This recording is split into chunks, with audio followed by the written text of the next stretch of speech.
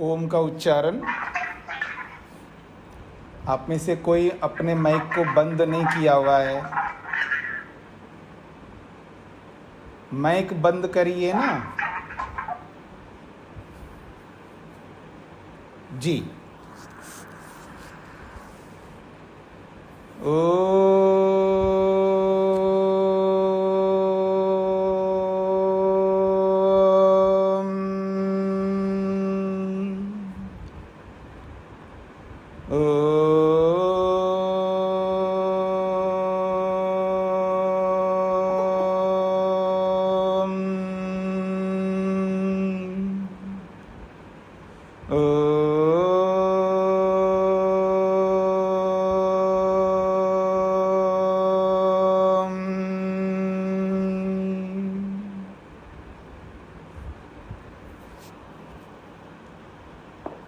हाँ जी, न्याय दर्शन के प्रथम अध्याय के प्रथम आहनिक के अभी तक हमने 16 सूत्र पूरे किए हैं।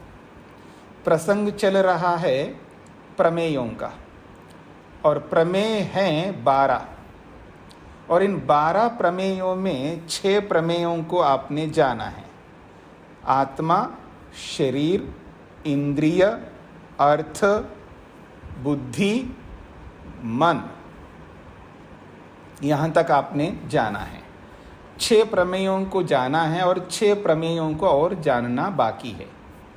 तो कल के प्रसंग में जो हमने मन को लेकर के विचार किया है, कल के पाठ के प्रसंग में किसी को कोई प्रश्न हो तो आप हाथ खड़ा कर सकते हैं।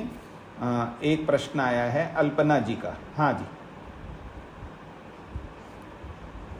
नमस्ते स्वामी। नमस्ते जी। जी स्वामी जी, वो मेरा प्रश्न नहीं है, एक्चुअली यहाँ पर रिकॉर्डिंग वाला सिंबल नहीं आ रहा, तो मुझे उससे लगा कि आज हाँ, ठीक बात है, आपने ठीक याद दिलाया। क्योंकि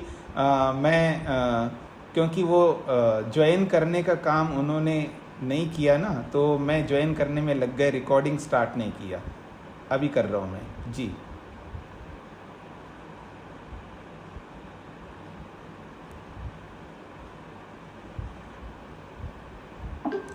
जी हो गया। अच्छा याद किया, ठीक है जी। हाँ जी, तो प्रमिला जी का क्या प्रश्न है? आपने हाथ खड़ा किया था, ये गलती से हो गया होगा। और कल के प्रसंग में किसी का कोई प्रश्न नहीं है? किसी का प्रश्न आ रहा है। प्रधी, क्या नाम है, बोलिए।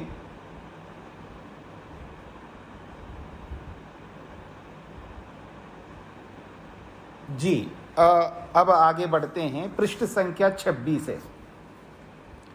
पृष्ठ संख्या 26 है और 16वां सूत्र पूरा हो गया है। प्रवृत्ति लक्षणम यहाँ से प्रारंभ हो रहा है, यानी 6 प्रमेयों को बताने के बाद 7वें प्रमेय को बताने जा रहे हैं। 7वां प्रमेय है प्रवृत्ति।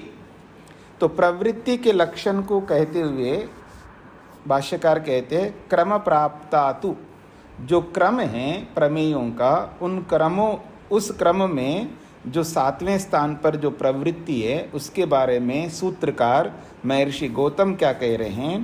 प्रवृत्ति ही वाग बुद्धि शरीरारंभ। प्रवृत्तिर्वाग बुद्धि शरीरारंभ। अलग करेंगे तो प्रवृत्ति ही वाग यानी वाक, बुद्धि, शरीर आरंभ। प्रवृत्ति किसे कहते हैं उसका लक्षण बताते हुए सूत्रकार कहते हैं प्रवृत्ति उसको कहते हैं जो वाणी को प्रारंभ करने वाली। वाक का मतलब है वाणी। प्रवृत्ति उसको कहते हैं जो वाणी को प्रारंभ करने वाली, अर्थात वाणी के कर्मों को। या वाक का मतलब है वाणी, तो वाणी से जो कर्म होते हैं उसी का नाम तो प्रवृत्ति है। तो प्रवृत्ति वाणी से होती है, एक बात कहिए।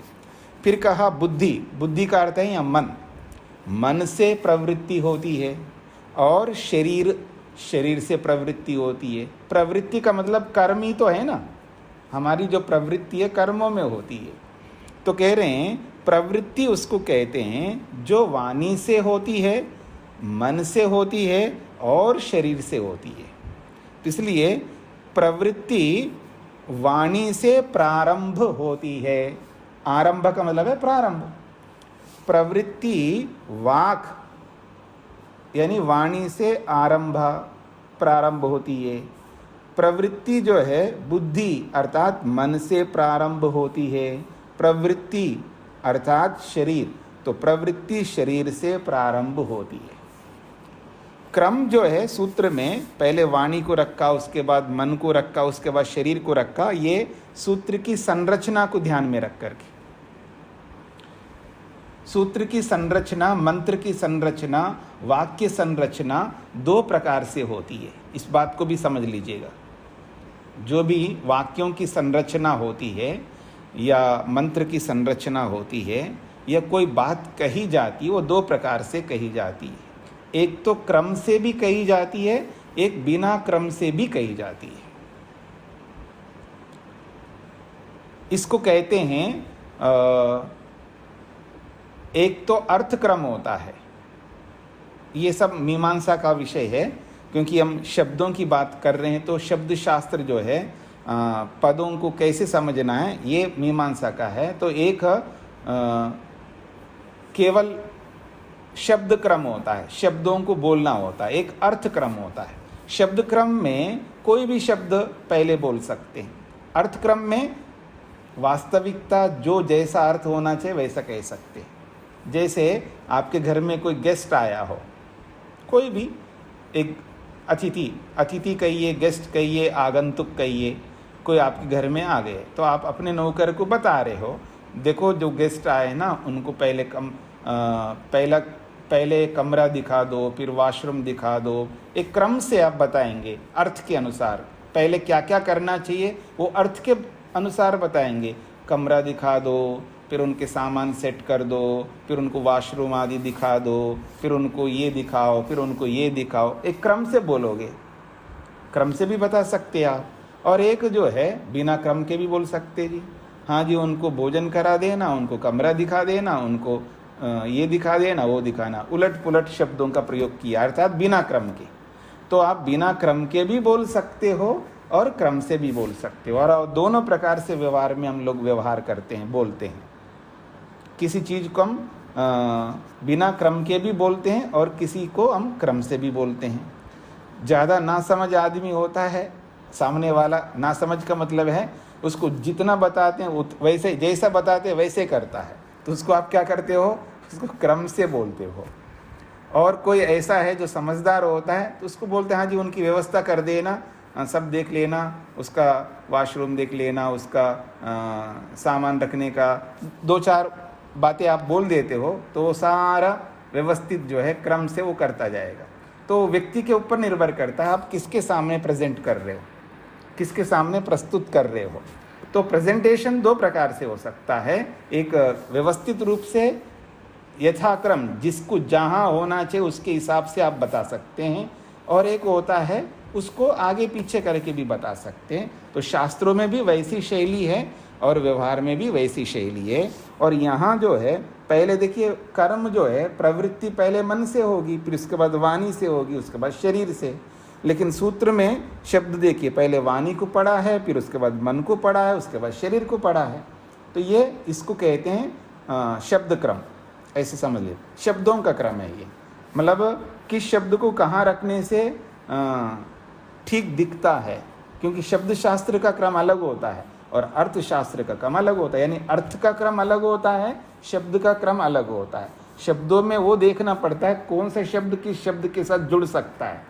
हर शब्द के साथ जुड़ नहीं सकता। वहाँ संधि को देखना पड़ता है, वहाँ समास को देखना पड़ता है, वहाँ लिंगों को देखना पड़ता है, बहुत सारी बातें होती हैं। ये सब व्याकरण का विषय है।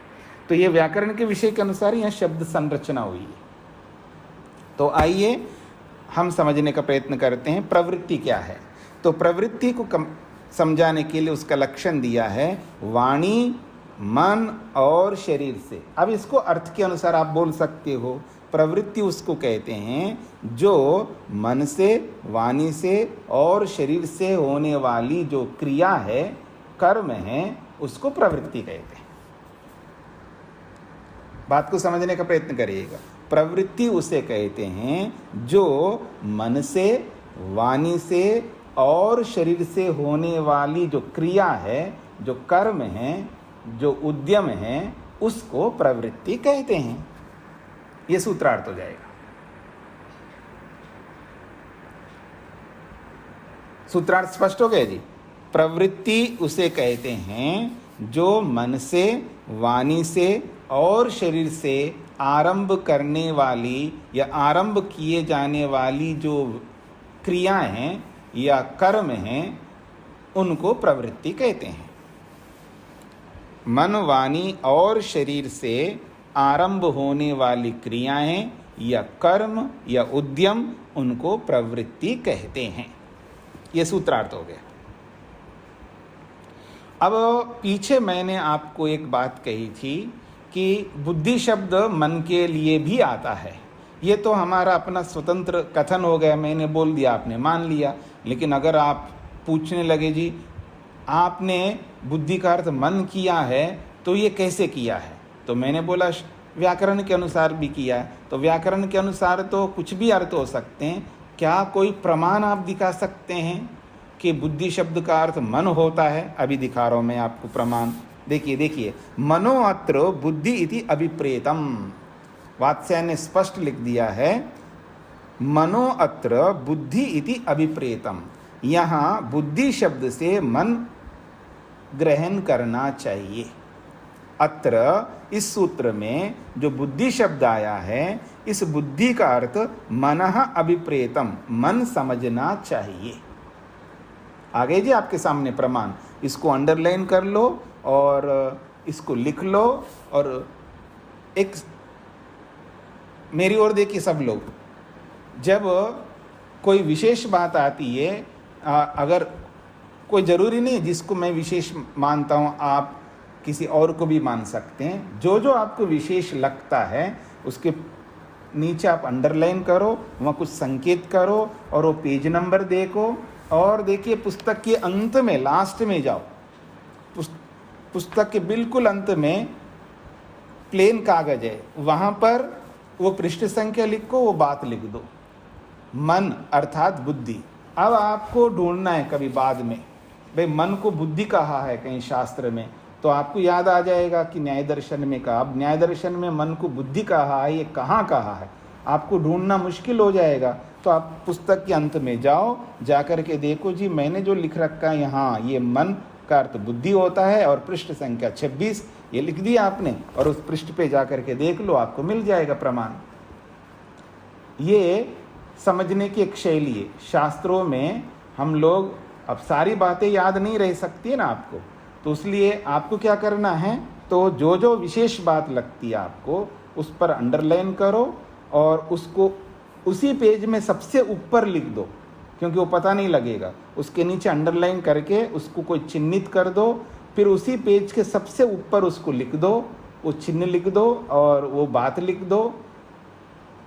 भले अलग पेन से भी लिख सकते हो आप। फिर उस पेज को पीछे लिख करके फिर उसको संकेत कर लो अपने शब्दों में, तो आपको पता लग जाएगा कि अमुक बात वहाँ पर कही गई है। नहीं तो आप ढूंढते रहोगे, आपको ढूंढने में बहुत टाइम लगेगा। बात पकड़ में आ गई होगी, नहीं आए तो समझ लेना। तो आइए, तो प्रवृत्ति को समझाया जा रहा है कि प्रवृत्ति में जो बुद्धि शब्द आया है उसको भाष्यकार स्वयं समझा रहे हैं। मनो अत्र बुद्धि इति अभिप्रेतम, यहाँ सूत्र में आया हुआ बुद्धि शब्द है, इसका अर्थ मन समझना चाहिए। क्यों जी, मन क्यों समझे हम बुद्धि शब्द से? तो कहते हैं ऐसे समझो, उसके लिए बता रहे हैं, हेतु दे रहे हैं। बुध्यते अनेन इति बुद्धि, अनेन जिसके द्वारा बुध्यते जाना जाता है उसको बुद्धि कहते हैं। और ये मन के द्वारा ही जान सकते हैं हम लोग, क्योंकि जो भी ज्ञान होता है हमको मन के माध्यम से ही तो होता है। मन को हटा दो तो ज्ञान कराने वाला कोई साधन ही नहीं है। यही तो ज्ञान कराने का साधन मन है। तो ज्ञान से, ज्ञान को सामने रखेंगे, क्योंकि ज्ञान की अनुभूति कौन कराता है? कोई इंद्रिय नहीं कराती है, याद रखना मेरी बात को। ये मन का लिंग है।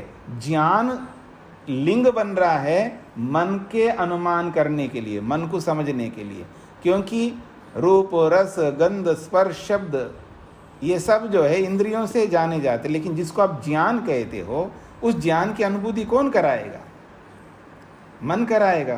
तो बुध्यते अनेन इति बुद्धि, अनेन जिसके द्वारा, बुध्यते जाना जाता है, जिसके द्वारा जाना जाता है, वो जो माध्यम है जानने का उसका नाम बुद्धि है। वो कौन है? मन है। इसलिए भाष्यकार ने कहा यह बुद्धि शब्द का अर्थ मन लेना चाहिए। स्पष्ट हो गए आप सबको? कल के प्रसंग और आज के प्रसंग के साथ में जोड़ करके देखो तो बिल्कुल आपको क्लियर हो जाएगा, स्पष्ट हो जाएगा। सो अयम आरंभ, और ये जो प्रवृत्ति का जो आरंभ होता है, सो अयम आरंभ, वह ये जो आरंभ है प्रवृत्ति का, आरंभ का मतलब प्रारंभ, ये जो वह सह अयम आरंभ, वह यह जो आरंभ है अर्थात प्रारंभ, आरंभ का मतलब प्रारंभ, तो वह यह जो आरंभ है, प्रारंभ है, ये कैसे होता है? प्रवृत्ति का प्रारंभ तो कहते शरीरेण वाचा मनसा च, ये जो आरंभ प्रारंभ होता है प्रवृत्ति का, शरीर से, वाणी से और मन से होता है। दोनों ढंग से हम बोल सकते हैं ना, मन वाणी और शरीर से, अथवा शरीर वाणी और मन से, ऊपर से नीचे और नीचे से ऊपर, दोनों प्रक्रिया है बोलने की, ये अलग बात हो गई। तो कहते हैं वह ये जो प्रवृत्ति का आरंभ होता है वो कैसे होता है? ये प्रवृत्ति यानी ये जो क्रिया, ये जो चेष्टा, ये जो हमारा उद्यम, मेहनत, जिसको आप कर्म कहते हैं, शरीरेण शरीर से, वाचा वाणी से, मनसा और मन से।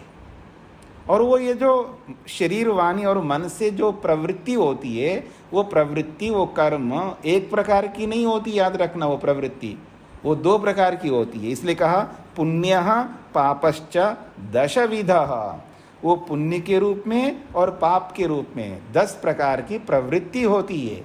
याद आ रहा है आपको? ये सारी बातें पीछे पढ़ चुके हैं आप लोग। अगर आप लोग आवृत्ति करेंगे तो सारी बातें याद आ जाएंगी। प्रवृत्ति के विषय में आप पढ़ चुके हैं। कहाँ? तो बोल रहे हैं तदेतत् कृत भाष्यम। देखो इसके विषय में हमने भाष्य कर दिया है, बता दिया है। कहाँ? द्वितीय सूत्रे इति, दूसरे सूत्र में। इसी आहनिक के प्रथम अध्याय के प्रथम आहनिक के दूसरे सूत्र में प्रवृत्ति को समझाते हुए हमने ये 10 प्रकार की प्रवृत्तियों को बताया।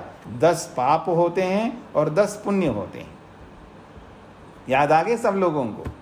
तो याद नहीं आए तो वहाँ जा कर के बाद में देख लेना। तो कहते हैं ये जो प्रवृत्ति है, यानी ये जो क्रिया है, ये जो हम लोग कर्म करते हैं, वो जो कर्म है वो हम मन वाणी और शरीर से करते हैं, या यूँ बोलो शरीर से, वाणी से और मन से करते हैं। और वो 2 प्रकार से करते हैं, पुण्य के रूप में और पाप के रूप में। तो इस प्रकार से 10 पुण्य हो जाएंगे और 10 पाप हो जाएंगे। 10 प्रकार के पुण्य कर्म हो जाएंगे, 10 प्रकार के पाप कर्म हो जाएंगे। और मन से कितने पुण्य करते हैं, वाणी से कितने पुण्य करते हैं, शरीर से कितने पुण्य करते हैं, ये याद रखना होगा आप लोगों को। ऐसे ही शरीर से कितने पाप करते हो, वाणी से कितने पाप करते हो, मन से कितने पाप करते हो, ये याद रखना होगा। ये न्याय दर्शन के अनुसार है। मतलब इसका ये अभिप्राय नहीं है कि हम 10 प्रकार के ही पाप करते हैं, 10 प्रकार के पुण्य करते हैं। ये इन 10 में सबको इन्होंने जोड़ दिया है।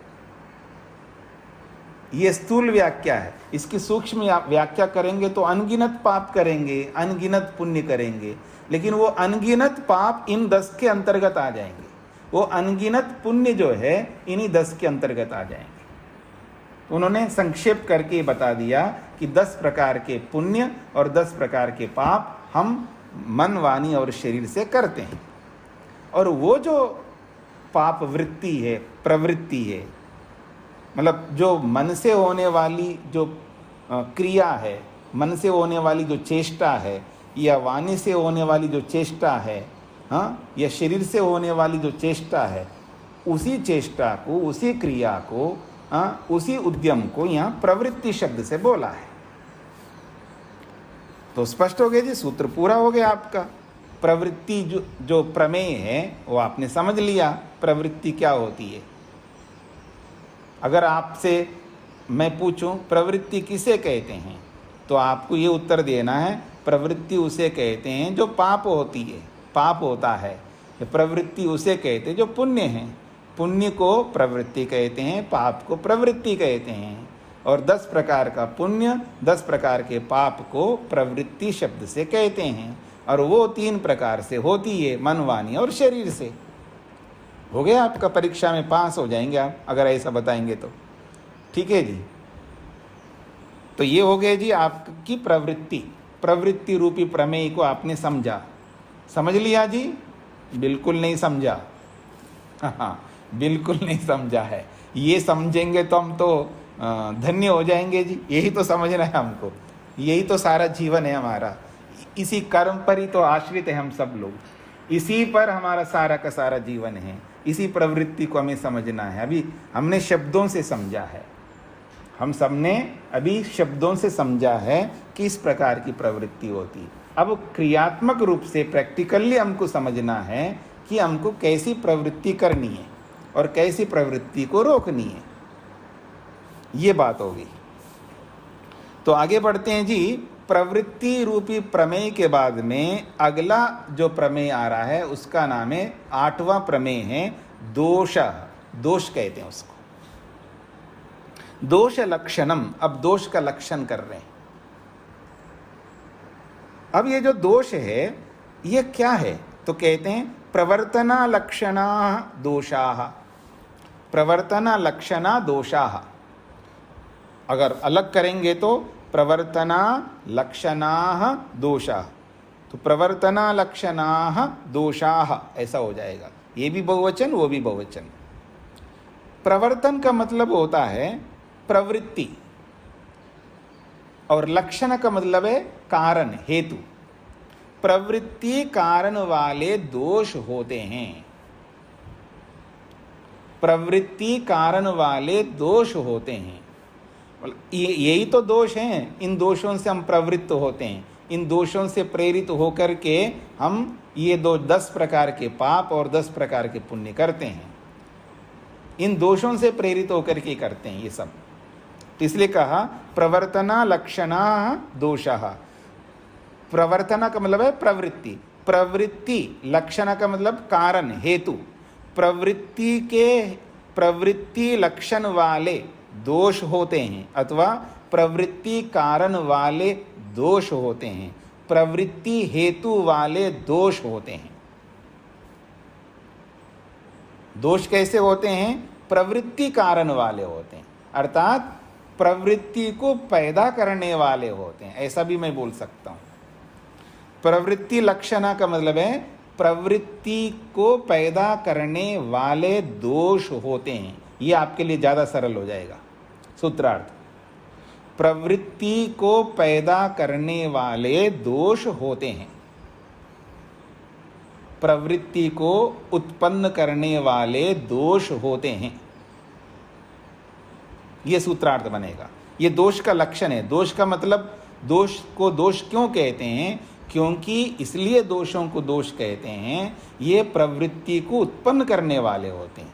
इन्हीं के कारण से तो प्रवृत्ति उत्पन्न होती है, अर्थात इनके कारण से ही हम लोग कर्म करते हैं। अगर दोष नहीं है तो हम ये पाप नहीं करेंगे, पुण्य नहीं करेंगे, याद रखना।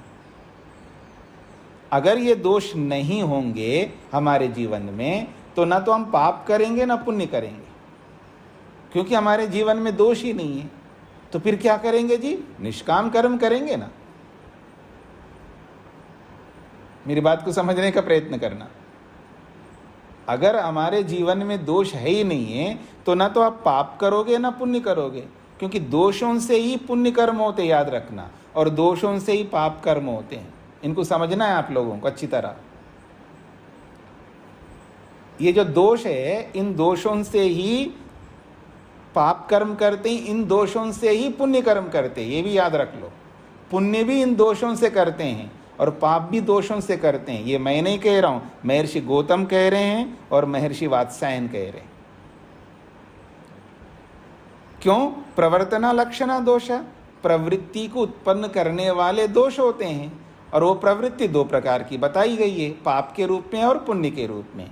अर्थात पाप और पुण्य रूपी प्रवृत्ति को उत्पन्न करने वाले दोष होते हैं। ये व्यापक अर्थ हो गया। फिर एक वाक्य लिखिएगा सूत्रार्थ के रूप में, पाप और पुण्य रूपी प्रवृत्ति को उत्पन्न करने वाले दोष होते हैं।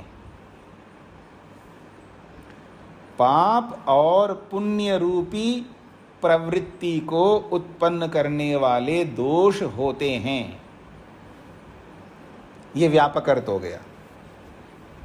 इससे क्या समझ में आ गया? दोषों के कारण से ही, दोष होने पर ही हम पाप और पुण्य कर्म करते हैं। अब भला ये दोष क्या होते हैं जी? तो आपको समझ में आना चाहिए। दोष का मतलब है अविद्या, अस्मिता, राग, द्वेष और अभिनिवेश। ये 5 जो क्लेश है ये दोष हैं और इन्हीं से हम पाप और पुण्य करते हैं।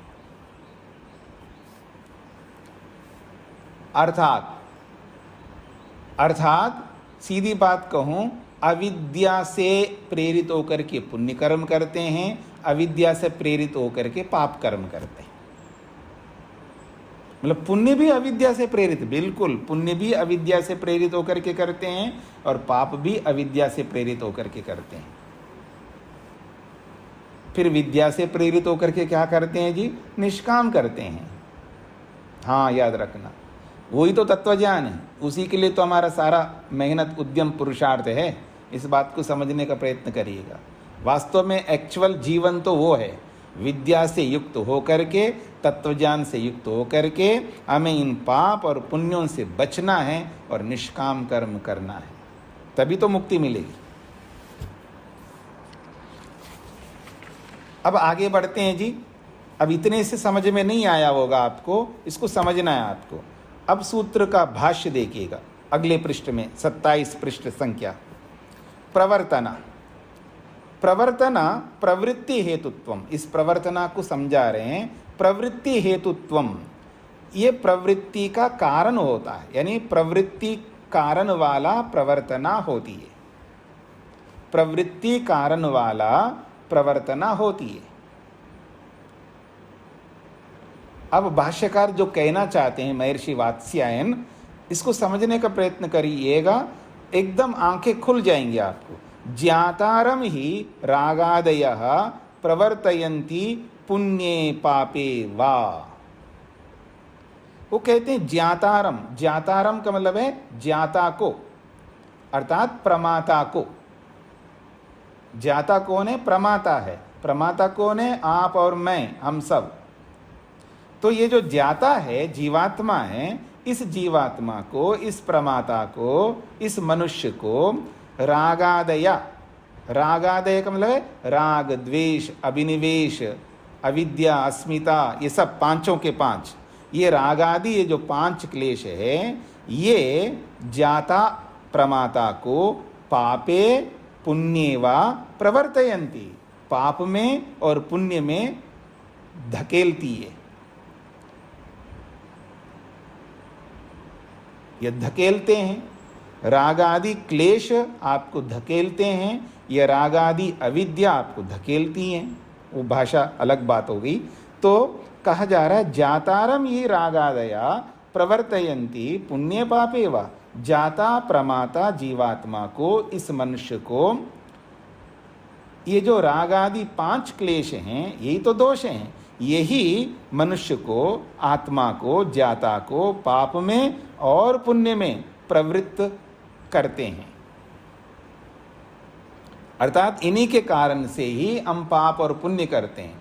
जितने भी हम पुण्य करते हैं वो सब उसके पीछे अविद्या कारण है, यानी क्लेश कारण है, यूं समझ लीजिएगा। कितने भी बड़े बड़े पुण्य कर्म आप कर लो, उसके पीछे कारण कौन है? अविद्या है। और जितने भी पाप कर रहे हैं उसके पीछे कारण कौन है? वो अविद्या है। फिर विद्या से क्या करते हैं? विद्या से तो निष्काम कर्म करेंगे, विद्या से तो निष्काम कर्म करेंगे। इस बात को समझना है, विद्या से निष्काम कर्म करते हैं।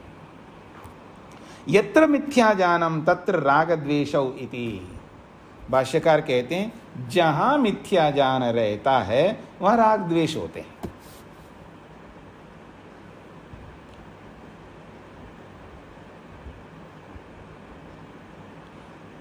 अब मान लो मैं किसी माँ से बोलूं आप निकलो ना, आपकी इच्छा है, आपको पढ़ना है, शास्त्र पढ़ना है, आपको ये पढ़ना है, वो पढ़ना है, सब करना चाहते हो तो आप निकलो। नहीं जी, उनको सब मेरे बिना तो वो काम करते नहीं जी। पतिदेव के बारे में बोल रही है। अरे आपके बिना नहीं करते हैं तो वो तो आपने बनाया उनको ऐसा, आपके बिना नहीं करते हैं, आपने ऐसे बना दिया उनको ना करने वाले। और जब आप जाओ कभी निकल करके तो सब कर लेंगे आदमी। आप लोग बोलते हो ना मरता करता क्या नहीं, हाँ आपने उनको ऐसा बना दिया। हाँ जी, कोई पतिदेव बुरा मत माने मेरी बात का, और मान भी लो तो मेरा कौन सा बुरा होना है वैसे, ठीक है जी। हाँ, तो अगर ये समझ लीजिएगा भाई वो नहीं कर सकते जी, मेरे बिना मेरे सहारे से जी रहे हैं। अरे भाई आप करने लग जाओ, थोड़ा सा दूर होकर के देखो तो सब कर लेगा आदमी। भाई एक दिन के लिए तो नहीं कर लेगा, बाहर से मंगा के खाएगा, रोज रोज थोड़ा मंगा के खाएगा, उसको करना पड़ेगा। नहीं आता तो सीखना पड़ेगा, सीखेगा। और नहीं कर सकता, समय नहीं है, बहुत बिजी रहता है, तो नौकर रखेगा, और क्या होगा। भाई नौकर नहीं रख सकते जी, भाई सामर्थ्य बढ़ा दो जी, सामर्थ्य बढ़ाएंगे तो नौकर भी हो जाएगा। अब क्या ऐसे रहना चाहते हैं आप? आगे बढ़ना नहीं चाहते, जीवन में उन्नत होना नहीं चाहते हो? अपने सामर्थ्य को भी तो बढ़ाना पड़ता है व्यक्ति को। सामर्थ्य नहीं है तो सामर्थ्य बढ़ाओ। फिर भी हम नहीं छोड़ते, उसके पीछे क्या कारण है? राग है, और कुछ नहीं है। मिथ्या ज्ञान, जहाँ मिथ्या ज्ञान होता वहीं राग होता है, किसी में भी, चाहे पति में हो, पत्नी में हो, बच्चों में हो, गुरु में हो, शिष्य में हो, जिस किसी में भी हो, जहां मिथ्या ज्ञान वहां राग है। मैं ये बिल्कुल नहीं कहना चाह रहा हूं जिनकी जिम्मेदारियां हैं वो जिम्मेदारियां छोड़ करके जाए, मेरा कोई अभिप्राय नहीं है, मैं अनेक बार बोलता हूं। लेकिन जहां जिम्मेदारी भी है वहां पर भी सामने वाले को बिल्कुल ऐसा मत बनाओ पंगु कि वो आपके सहारे से जिए। उसको सिखाओ, जैसे हम बच्चों को सिखाते हैं ऐसे पति को भी सिखाना होता है और पत्नी को भी सिखाना होता है, ताकि कल को कुछ भी हो जाए तुम अपना काम खुद कर सके हो। हर काम, हर चीज सीखना चाहिए दोनों को। याद रखना, कोई साथ नहीं जाता है, अकेले को जाना पड़ेगा। जब अकेले को जाना पड़ेगा तो सीख लो आप, कोई भी हो। तो ये सारी बातें हमको समझनी पड़ती है। तो कहा जा रहा है यत्र मिथ्या ज्ञानम तत्र राग द्वेषौ, जहां मिथ्या ज्ञान होता है वहां राग द्वेष होते हैं। और ये बात कोई नई बात नहीं है। प्रत्यात्म वेदनीया इमे दोषाः, वो कहते हैं प्रत्यात्म वेदनीया इमे दोषा, ये जो दोष हैं राग द्वेष आदि, ये प्रत्यात्म वेदनीय, प्रत्यात्म वेदनीय मतलब प्रत्येक आदमी इस बात को जानता है। वेदनीय का मतलब अनुभवनीय, जानने योग्य है। अर्थात प्रत्यात्मा, प्रत्यात्मा का अर्थ है प्रत्येक आत्मा, प्रत्येक आदमी। वेदनीय जानने योग्य, अर्थात प्रत्येक आत्मा जानता है। ये कोई बताने वाली बात नहीं है, हर आदमी जानता है। क्या जानता है? इमे दोषा, ये सब दोष हैं, राग द्वेष मोह आदि, इन बातों को हर आदमी जानता है। जब जानता है तो आप लक्षण क्यों कर रहे हो? वो कहते हैं कस्मात् लक्षण तो निर्दिश्यन्ते इति। जब ये हर आदमी जानता है तो फिर आप लक्षण करके क्यों दिखा रहे हो इनको?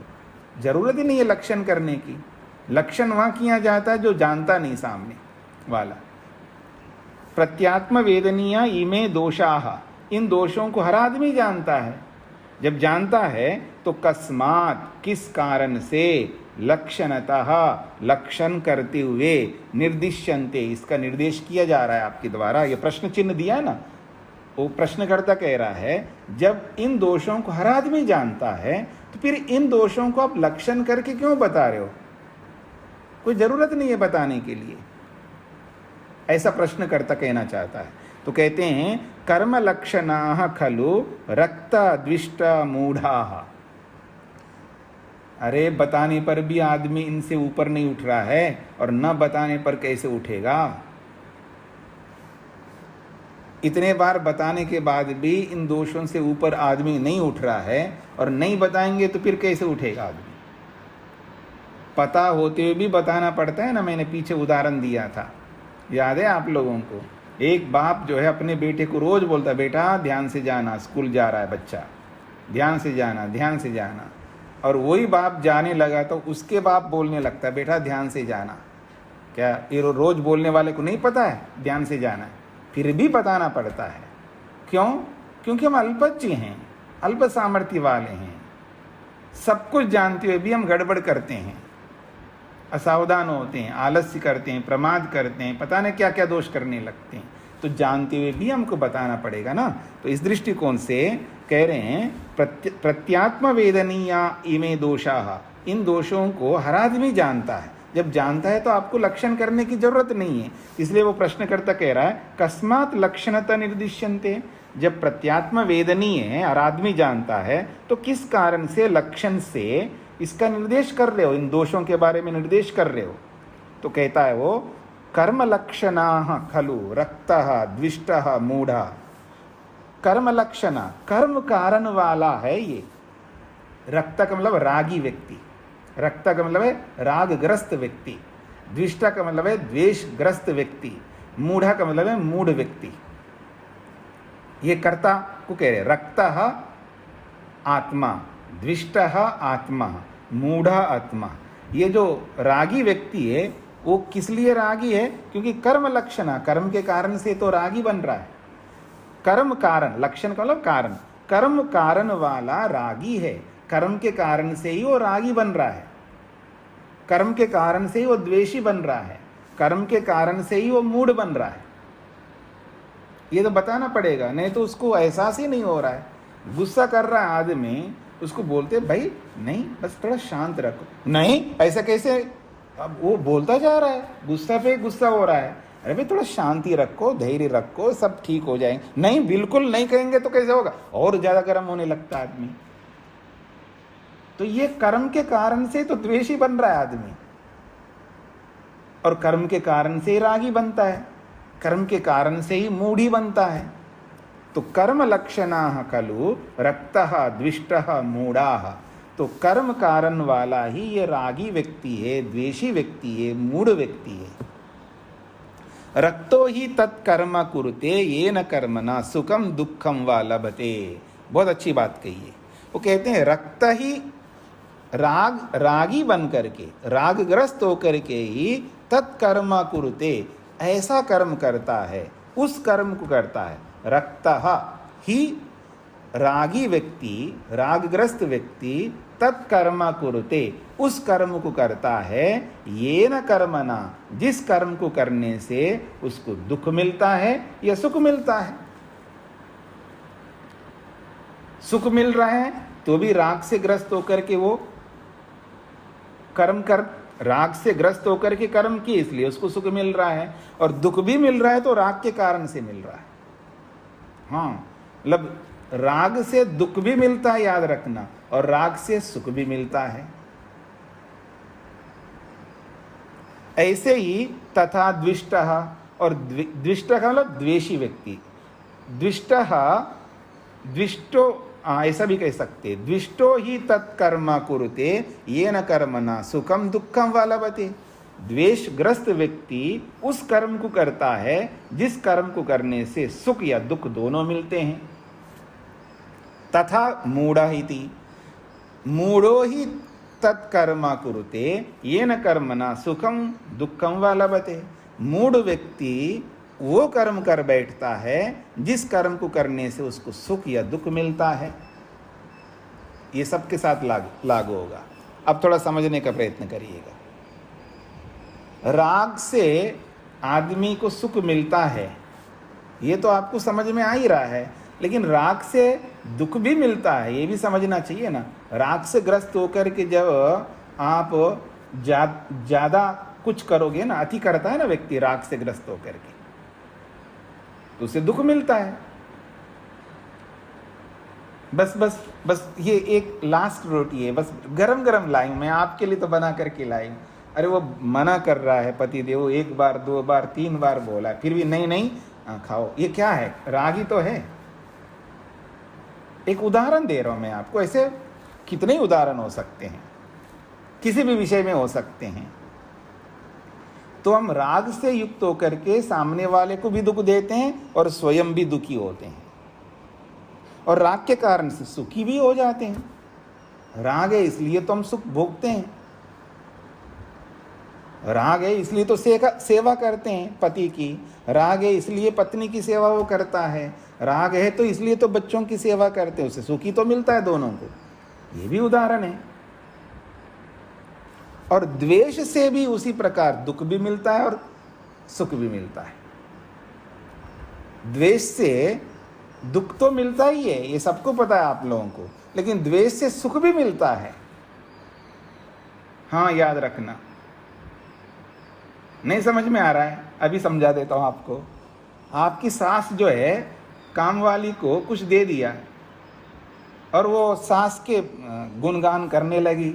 अब आपको आ गया गुस्सा, ठीक है जी, आपको आ गया गुस्सा, मैं दिखाऊंगी इसको, और आपने उसको 2-4 ज़्यादा दे दिया उसको, कुछ चीज़ें खाने में या पैसे में या किसी भी चीज़ में, कपड़े में, फिर वो आपके गुणगान करेंगे। तो आप द्वेष से अच्छा काम कर रहे हो ना, उसको सुखी तो दे रहे हो द्वेष से काम वाली को। ये अच्छा है। हाँ, सास भी दे और बहू भी दे तो काम वाली को तो बस बल्ले बल्ले है उसके लिए, ठीक है जी।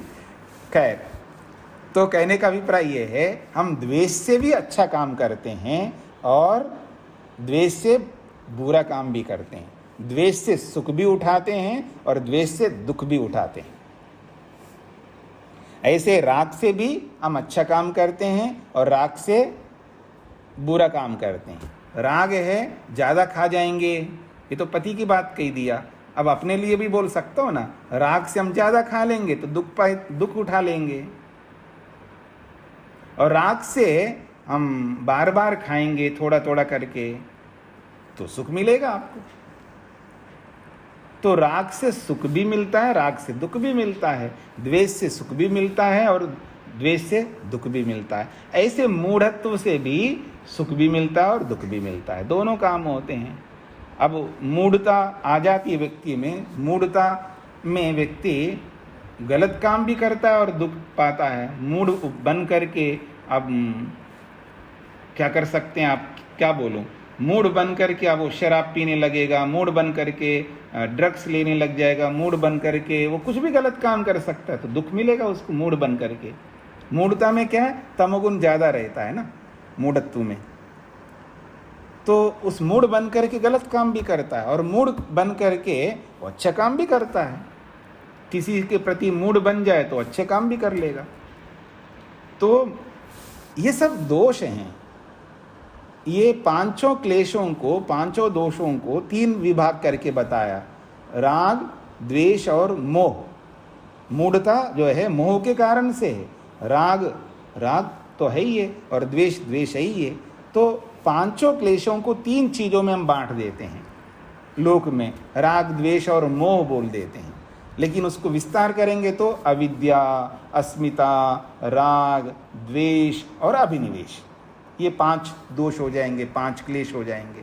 तो इन पांचों दोषों, इन पांचों क्लेशों के कारण से हम सुखकारी कर्मों को भी करते हैं, दुखकारी कर्मों को भी करते हैं। अर्थात जितने भी पुण्य कर्म कर रहे हैं, जितने भी पाप कर्म कर रहे हैं, उनके पीछे हेतु कारण मिथ्या ज्ञान है।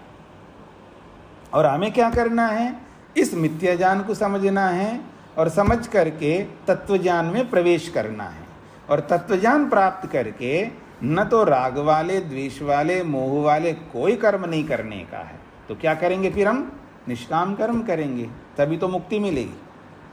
इनसे ऊपर उठने का यही मार्ग है, यही माध्यम है, ये हमें समझना है। इसलिए कोई संतोष मत कर लो, मैं तो अच्छा काम कर रही हूँ, कर रहा हूँ, तो समझ लेना मिथ्या ज्ञान से युक्त होकर के कर रहे हो। जितने भी अच्छे काम हैं उन सब के पीछे मिथ्या ज्ञान जोड़ा हुआ है। जितने भी पाप कर्म हैं उन सब के पीछे मिथ्या ज्ञान जोड़ा हुआ है। ये समझ लो आप। समझ नहीं आया, समझ में नहीं आया तो प्रश्न कर सकते हो, ये एक अलग बात है। आगे अंत में कहा जा रहा है दोषाः रागद्वेष मोहाः इति उच्यमाने बहु न उक्तम भवति इति। ये सब समाधान करने, प्रश्नकर्ता का समाधान था, जब सब कुछ हर आदमी को जानता इन दोषों को, प्रत्यात्म वेदनीय है ये सारे दोष, तो आपको लक्षण करके बताने की जरूरत नहीं है। तो उसका ये सारे समाधान है। ये समाधान से खुल जाता है, विषय स्पष्ट हो जाता है, आदमी को आसानी से समझ में आ जाता है, फिर उसके लिए विशेष मेहनत करता है व्यक्ति। तो कह रहे हैं दोषाः राग द्वेष मोह। दोष कौन होते हैं? तो कहा राग द्वेष और मोह है। पांचों क्लेशों को तीन में बांट दिया उन्होंने, राग द्वेष और मोह। तो दोषा राग द्वेष मोह इति उच्यमाने, केवल दोष क्या होते हैं जी? राग द्वेष मोह। इतने मात्र कहने मात्र से बहु न उक्तम भवति, बहुत अधिक कहा हुआ नहीं होता है, इतने से समझ में नहीं आता आदमी को, इसलिए व्याख्या करके बताना पड़ेगा हमको। दोषाः राग द्वेष मोह इतने कह करके छोड़ देते तो आदमी को समझ में नहीं आता इतना, और बहुत अधिक कुछ कहा हुआ नहीं बनता, इसलिए हमने लक्षण करके बताया, ताकि बहुत कुछ कह दिया हमने, इस लक्षण को करके बहुत कुछ कह दिया। अगर ये लक्षण नहीं करते हैं तो बस इतनी सी बात थी, दोषाः राग द्वेष मोह इति उच्यमाने, इतना मात्र कहने से बहु उक्तम न भवति, इसको लेकर के, दोषों को लेकर के बहुत कुछ नहीं बताया हुआ माना जाता है। यानी दोषों को लेकर के बहुत अधिक कुछ बताया नहीं है, बहुत संक्षेप से बताया, अभी हमको समझ में नहीं आया, ऐसा बनता। और ये बात ना आए इसलिए उन्होंने लक्षण करके बताया। हाँ जी, योगेश जी को क्या पूछना है? जी, पुण्य कर्म करने में जो कारण है कि आज पहली बार सुना, क्योंकि हम अच्छे कर्म पुण्य के हेतु करते हैं, तो यहाँ ये समझना चाहिए कि मुक्ति की दृष्टि से यह कहा जा रहा है कि पुण्य कर्म भी दोष कारण है। नहीं, मुक्ति का दृष्टि भी है, संसार की दृष्टि भी यही है, याद रखना। वो दूसरे सूत्र को याद रखो, याद रखना। दूसरा सूत्र क्या कहता है? दूसरा सूत्र यही तो कहता है कि दुख हमको क्यों मिल रहा है। दूसरा सूत्र निकालो, आपको समझ में आएगा। दूसरा सूत्र आप निकालें तो आपको स्पष्ट समझ में आएगा वो क्या कहता है। यही तो हम लोगों को समझना है कि ये जो हम लोग आवृत्ति करेंगे ना अच्छी तरह पीछे का, तो पृष्ठ संख्या 10 है। पृष्ठ संख्या 10 है, दुख जन्म प्रवृत्ति दोष मिथ्या जानानाम उत्तरोत्तर अपाये तदनंतर अपायाद अपवर्ग। कहते हैं मिथ्या ज्ञान को हटा दो तो दोष हट जाएंगे, दोष को हट जाओ तो प्रवृत्ति हटेगी, प्रवृत्ति के हटा दो तो जन्म हट जाएगा, जन्म के हटते दुख हट जाएगा। तो ये जो प्रवृत्ति है, प्रवृत्ति किसके कारण से हो रही है? दोषों के कारण से हो रही है। तो ये दोष क्या है? राग द्वेष मोह ही तो है, और इसके पीछे मिथ्या ज्ञान है। तो प्रवृत्ति दो प्रकार की होती है, पाप और पुण्य।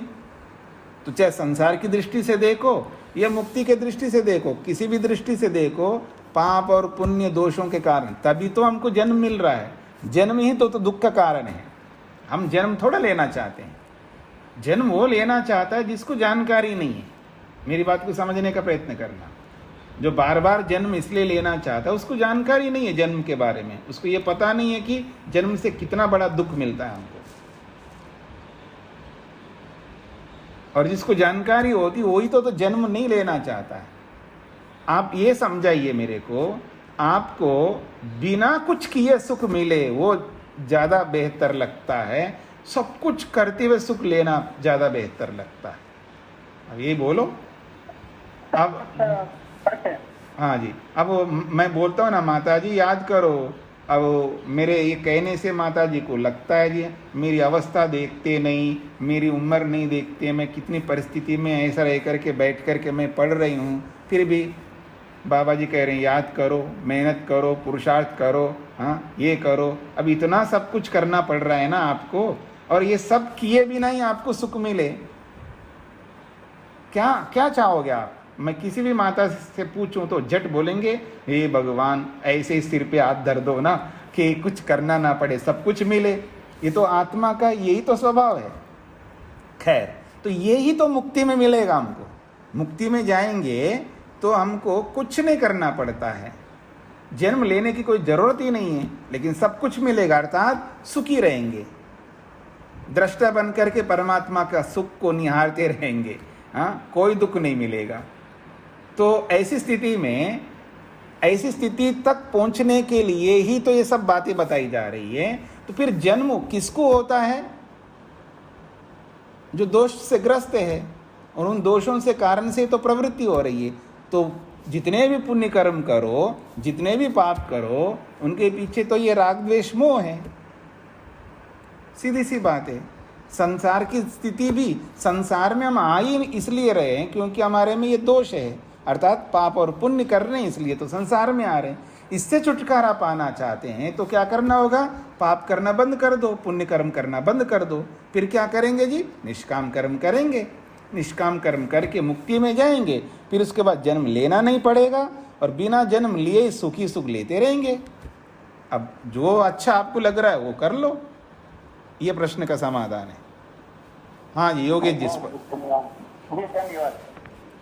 हाँ जी, किसी को और कुछ पूछना है? किसी को प्रश्न है अभी तक जो हमने पढ़ा है आज के प्रसंग में? आज के प्रसंग में हमने 2 सूत्र पढ़े ना, 17वां 18 में। इन 2 सूत्रों में किसी कोई बात समझ में नहीं आई हो तो पूछ सकते हैं।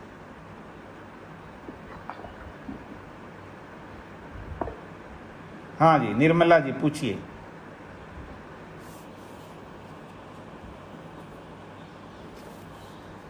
माइक तो खोलना होगा ना जी। स्वामी जी, इसमें जो अभी प्रवर्तना में इसमें प्रत्यात्म वेदनीय हिमे लिखा हुआ है, तो इसमें हिमे होगा? हाँ, वो संधि विच्छेद करके देखना पड़ेगा आपको। ही अलग कर दो और इमे अलग कर दो। अच्छा, हाँ, आकाश जी जी जी। हाँ जी, सबको समझ में आ रहा है? किसी कोई प्रश्न नहीं है तो हम आगे बढ़ते हैं जी। तो 2 प्रमेयों को आपने, हाँ जी, रेणु जी को क्या पूछना है? जी स्वामी जी, ही में क्या संधि खोलना बताया गया आपने? ही और इमे, ही और हिमे। हाँ ठीक ठीक, समझ गए। जी जी जी जी, समझ गए। जी जी जी। तो अगला है प्रेत्याभाव लक्षणम। प्रेत्याभाव किसे कहते हैं? ठीक है जी, प्रेत्याभाव किसे कहते हैं? कहते हैं पुनरुत्पत्ति ही प्रेत्याभावः। प्रेत्याभाव किसे कहते हैं? प्रेत्याभाव का लक्षण करते हैं सूत्रकार, पुनरुत्पत्ति ही दोबारा पैदा होना, अथवा यूं कहूं मर करके फिर जीना, उसको प्रेत्याभाव कहते हैं। पुनः उत्पत्ति ही, पुनः उत्पत्ति दोबारा पैदा होना। पुनः का मतलब है दोबारा, और ये दोबारा कब पैदा हो रहेंगे? पहले मरोगे फिर पैदा होगे, इसलिए पहले मरो फिर उसके बाद पैदा हो। मतलब जो भी पैदा हो रहा है तो वो मर करके पैदा हो रहा है, याद करना।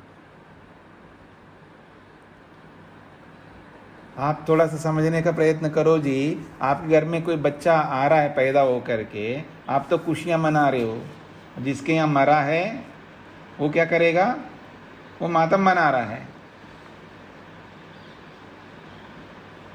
वो एक अलग बात है, उसको मातम बनाते हुए समय बहुत हो गया है, क्योंकि उधर मरा है तो इधर पैदा हुआ, ऐसा तो नहीं होता ना। गर्भ में आएगा, 9 महीने रहेगा, हाँ, फिर बाहर निकलेगा। तो आपको तो खुशी मिल रही है, और जिसके 10 महीने हो गए, साल भर हो गया, जिसका जो भी मर गया जिसके परिवार में, उसको क्या मिल रहा है? उसको तो दुखी तो मिल रहा है ना।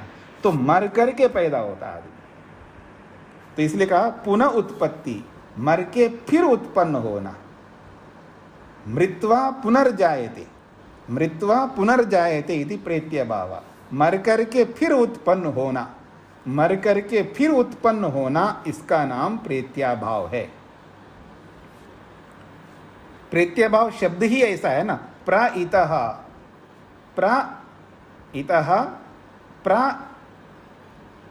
प्रेत्या है ना, प्र एत्या इत्या जो भी बोल सकते, एत्या ही है, प्र एत्या प्रेत्या या प्र इत्या।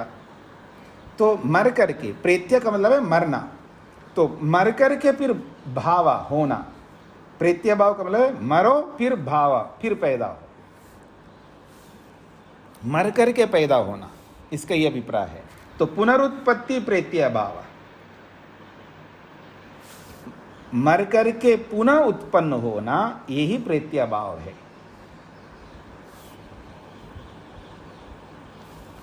कहते हैं उत्पन्नस्य क्वचित सत्वनिकाये मृत्वा या पुनरुत्पत्ति सह प्रेत्या भावा। भाष्यकार स्पष्ट कर रहे हैं उसी बात को। उत्पन्नस्य क्वचित सत्वनिकाये, उत्पन्न हुए किसी शरीर में, अर्थात किसी शरीर में व्यक्ति विराजमान है। उत्पन्नस्य क्वचित सत्वनिकाय, क्वचित का मतलब किसी शरीर के अंदर उत्पन्न हुआ, अर्थात किसी शरीर में विराजमान है वो आत्मा। उस आत्मा के मृत्वा मर जाने के बाद फिर पुनः उत्पत्ति, जब दोबारा पैदा होता है, उसी को प्रेत्याभाव कहते हैं। मतलब मैं ये कहूं, उत्पन्नस्य क्वचित सत्वनिकाय, उत्पन्न हुए किसी व्यक्ति का मर करके फिर दोबारा पैदा होना, वो प्रेत्याभाव कहलाता है। उत्पन्नस्य को खोल रहे हैं, उत्पन्नस्य का मतलब है संबद्धस्य, उत्पन्नस्य का मतलब है संबद्धस्य। जो उत्पन्न आत्मा है वो किसी से संबद्ध है, उसी को तो उत्पन्न कहते हैं। उत्पन्न का अर्थ समझा रहे हैं जी। उत्पन्न का मतलब होता है, पैदा होने का मतलब क्या होता है, उत्पन्न किसको कहते हैं, तो कहते हैं उत्पन्नस्य अर्थात संबद्धस्य, संबद्ध का। और संबद्ध किसके साथ है, संबद्धस्तु, संबंध तो देह इंद्रिय मनो बुद्धि वेदना भी। उत्पन्न आत्मा का संबंध है किसी के साथ में, किसके साथ है, देह, देह कहते शरीर, इंद्रिया इंद्रियां, मनः मन, और बुद्धि। देखिए यहाँ बुद्धि का मतलब है ज्ञान, मन का अर्थ अलग कर दिया और बुद्धि का मतलब ज्ञान है। और वेदना अनुभूतियां, अलग अलग सुख दुख की जो वेदनाएं होती है ना, उनको वेदना कहते हैं। सुख और दुख की जो वेदना है वो वेदना शब्द से, वेदना शब्द से सुख दुख की अनुभूति लेना है, और बुद्धि शब्द से ज्ञान लेना है।